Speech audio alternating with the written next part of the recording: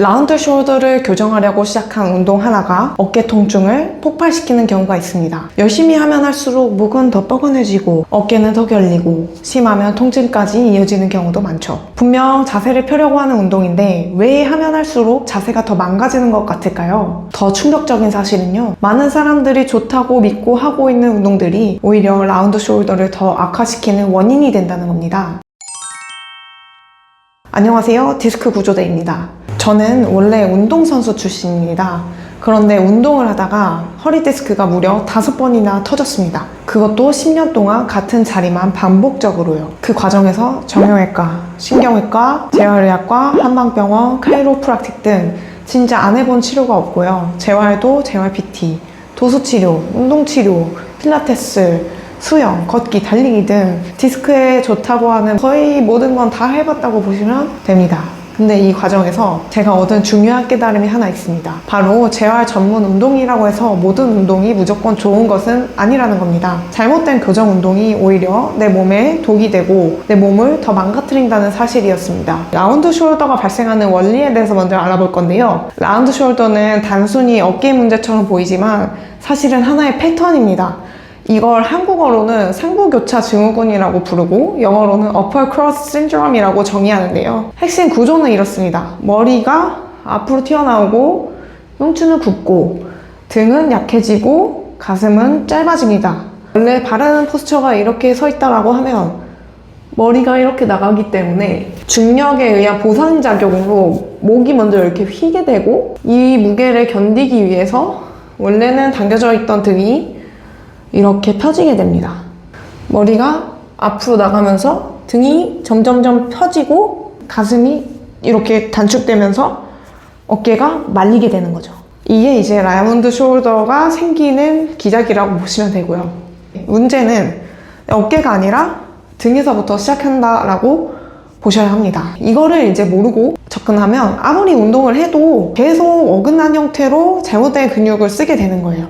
그래서 이런 잘못된 패턴은 실제로 내셔널 아카데미 오브 스포츠 메디슨에서도 근육 불균형 상태에서 특정 근육만 강화하면 오히려 자세 불균형이 심화된다라고 설명을 하고 있어요. 그리고 또 미국의 유명한 피트니스 전문가이자 물리치료사인 제프 카발리에 같은 전문가도 잘못된 운동이 어깨 충돌과 통증을 유발할 수 있다라고 경고하고 있습니다. 그럼 대표적으로 문제가 되는 3가지 운동 유형에 대해서 함께 알아보도록 하겠습니다. 첫 번째, 대표적으로 가장 많이 하시는 운동이 가슴 펴기입니다.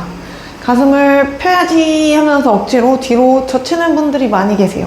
옆에서 보면 나와 있고 어깨가 말려 있는 상태에서 가슴을 펴야지 하고 하면 어떤가요? 여기 단축되죠? 단축되고 허리로 버티고 있는 형국이 됩니다. 이 상태에서는 흉추가 지금 굳어 있고 허리는 과하게 꺾이기 쉬운 상태가 되어 있는데 가슴을 펴려고 하면 할수록 허리는 더 꺾이고 갈비뼈가 이렇게 들리면서 자세가 더 망가지게 되는 겁니다. 이 구조적으로 말려있는 분들은 펴려고 하면 할수록 더 안 좋다라는 걸 기억해 주셔야 돼요. 내 몸의 상태가 준비되지 않은 상태에서 이 동작을 하게 되면 오히려 몸을 망치게 된다는 겁니다. 두 번째는 턱 당기기입니다. 턱 당기기 자체는 좋은 운동이 맞습니다. 근데 문제는 등이 이렇게 굽어있는 상태에서 턱을 당기려고 하면 어떻게 되나요?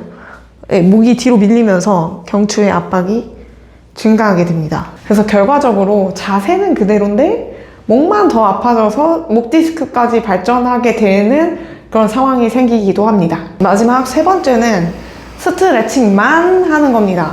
근육을 풀어야지 하면서 스트레칭을 많이 하세요. 등, 어깨 스트레칭 많이 하시는데 라운드 숄더가 아까 제가 처음에 설명드린 게 기작이 뭐였어요? 등 근육이 풀어지는 거라고 말씀을 드렸어요. 이게 머리 헤드 포지션이 앞으로 나가면서 등 근육이 늘어나고 가슴 근육은 단축되는 게 라운드 숄더의 시작이라고 말씀을 드렸어요. 등 근육이 늘어난 상태에서 계속 스트레칭을 하는 거예요.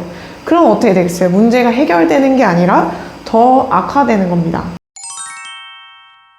자, 그럼 이렇게 말린 나의 라운드 숄더를 해결하기 위해서는 어떻게 해야 될까요? 핵심은 단순합니다. 특히 추천드리는 방법은 2가지예요. 첫 번째는 지난번 컨텐츠에서 다뤘던 견갑골 스트레칭을 먼저 하면서 견갑골 주변 근육의 가동 범위를 넓혀준 다음에 오늘 알려드릴 이 견갑골 딥스 운동을 해주시면 부상 없이 견갑 주변부 근육을 집에서도 간단하게 강화할 수 있는 좋은 운동이 됩니다. 견갑골 주변부 근육을 강화하게 되면 이 무게를 따라서 근육이 늘어지는 게 아니라 앞으로 튀어나갔던 머리를 다시 뒤로 잡아 끌어오는 역할을 하면서 말렸던 어깨가 자연스럽게 열리고 가슴이 펴지는 거예요. 가슴 펴기 운동을 하지 말라고 했던 이유는 견갑골을 강화하면 가슴이 저절로 펴지기 때문이에요. 견갑골 스트레칭 방법은 이전에 저의 영상을 참고해 주시고 견갑골 딥스 운동을 간단하게 알려드릴게요. 이 방법은 우선 정성근 선생님이 집필하신 100년 운동이란 책에서 소개하고 있는 운동 방법이고요. 이제 집안에서 간단하게 하실 수 있도록 의자 2개를 놓고 진행해 주시는 거예요. 바퀴 달린 의자를 하시면은 이제 미끄러지니까 바퀴 없는 의자를 사용해 주시고, 가능하면 높은 의자가 있으면 더 좋습니다. 준비 자세는 양쪽에 의자를 이렇게 잡아주시고 손으로 일단 팔꿈치를 쫙 펴세요. 피시고 발 위치는 손보다 조금 더 뒤쪽으로 와 있어야 돼요. 뒤쪽으로 와 있는 상태에서 견갑만으로 이렇게. 원래 딥스는 팔꿈치를 쓰는데 이 견갑골 딥스는 팔꿈치를 쓰면 안 돼요. 팔꿈치를 쓰면은 뭐 2두나 3두나 다른 쪽 근육이 같이 사용될 수 있기 때문에 견갑만 쓰기 위해서 팔꿈치를 쓰지 않습니다. 하나, 둘, 셋, 넷,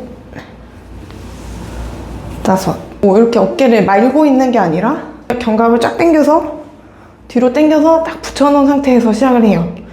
그래서 이 상태에서 견갑만 위아래로 움직여주는 겁니다. 근데 여기서 팔꿈치가 접히면 견갑이 안 쓰여요. 팔꿈치를 딱 펴주시고 이 상태에서 견갑 딱 붙여놓고 견갑으로 이렇게 해주시면 됩니다.